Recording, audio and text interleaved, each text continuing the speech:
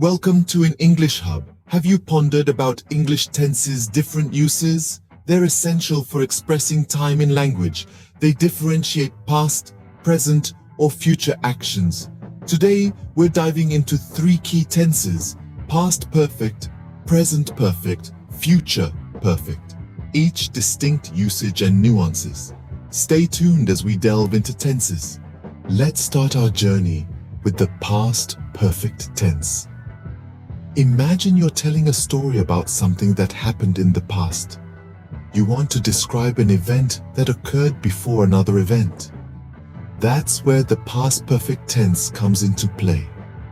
It's used to indicate that one action was completed before another took place. The structure is simple.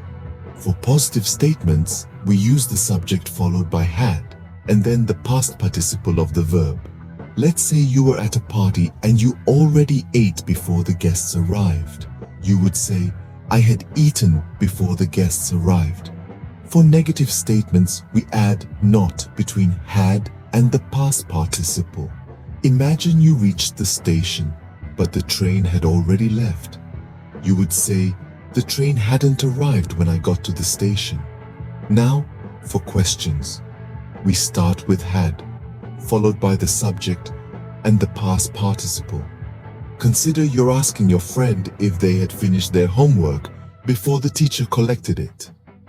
You would ask, had you finished your homework when the teacher collected it? Remember, the past perfect tense is all about sequence and timing. It's like a time machine for your conversations and stories, taking you back to a moment before another moment in the past. To master this tense, practice is your best friend. Use timelines to visualize the sequence of events. Engage in storytelling exercises and try to use the past perfect tense to describe actions that happened before other actions. It's also helpful to compare the past perfect tense with other past tenses, like the simple past or past continuous. The more you practice, the more natural it will feel to use this tense. The beauty of the past perfect tense lies in its ability to add depth and dimension to your stories. It allows you to navigate the past with precision, highlighting the chronological order of events. Remember, the past perfect tense adds depth to storytelling and helps express the chronological order of events in the past. So don't shy away from it. Embrace it and watch your language skills flourish.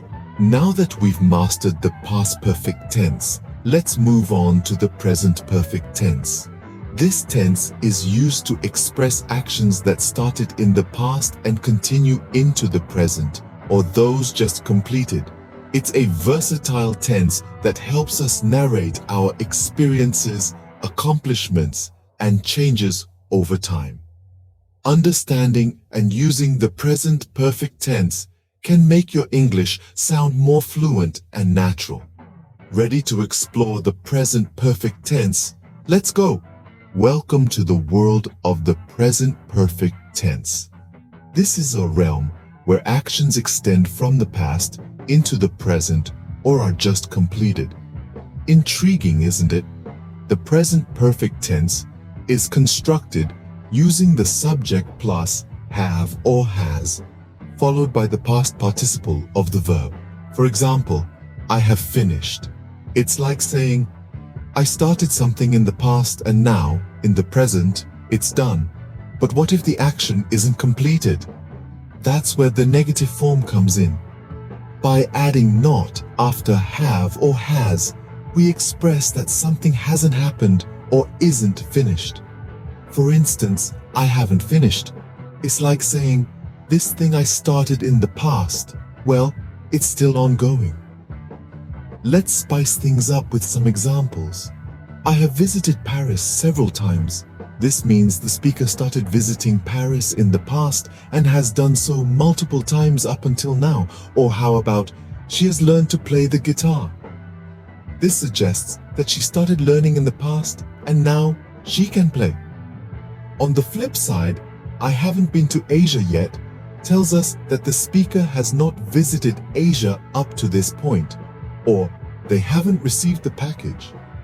means the package, expected in the past, has not arrived yet. Questions, anyone? With the present perfect tense, you can ask if an action has occurred or been completed. Simply start the sentence with have or has, followed by the subject and the past participle. For example, have you finished the report? Or has she arrived yet? Now for the learners out there, here are some tips. Try to use real-life examples and practice regularly. Create your own sentences in positive, negative, and question forms. This will help you get a firm grasp on the present perfect tense. The present perfect tense is a powerful tool to express actions that started in the past and continue into the present or have just been completed. So let's keep exploring and mastering the fascinating world of English tenses. We've traveled from the past to the present, and now it's time to journey into the future with the future perfect tense. This tense is a fascinating blend of past, present, and future.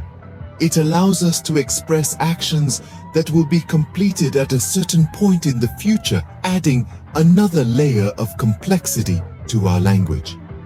Just imagine being able to talk about things that haven't happened yet, but will. Intriguing, isn't it? Let's dive into the future perfect tense. Step into the future with the future perfect tense. This English tense allows us to talk about actions that will be completed by a certain future point. It's like having a time machine where we can look back at completed actions from a future perspective. The structure is straightforward. For positive statements, we use the subject followed by will have and then the past participle. For example, by next week, I will have finished my project. This sentence means that the action of finishing my project will be completed before the future time mentioned, which is next week. For negative statements, we simply add not after will. So it becomes will not have or the contraction won't have. An example could be, they won't have arrived by the time the party starts. Here, the action of arriving will not be completed before the party starts. Asking questions in the future perfect tense, just invert will and the subject. Will you have completed the report by Friday? This question asks if the action of completing the report will happen before Friday. Now let's compare the future perfect tense with other tenses. Unlike the present perfect tense, which relates the past to the present, the future perfect tense relates the future to another point in the future. It's all about sequencing actions in the future. Try creating your own sentences in the future perfect tense. Think about your future plans and how certain actions will be completed by certain points in time. The future perfect tense is a powerful tool to express future actions relative to other future events. It's like viewing the future in retrospect, offering a unique way to express our thoughts and plans. The future perfect tense helps us express actions that will be completed before a certain point in the future. Let's take a moment to recap what we've covered in this linguistic adventure. We learned the structure and practiced with examples such as she had already eaten before the guests arrived. We also discovered the importance of using timelines and real-life situations to better understand and apply this tense.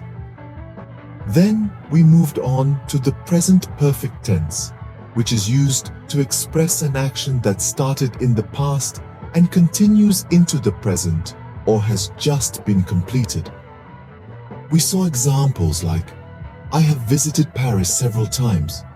We learned that this tense helps us connect the past with the present in a meaningful way.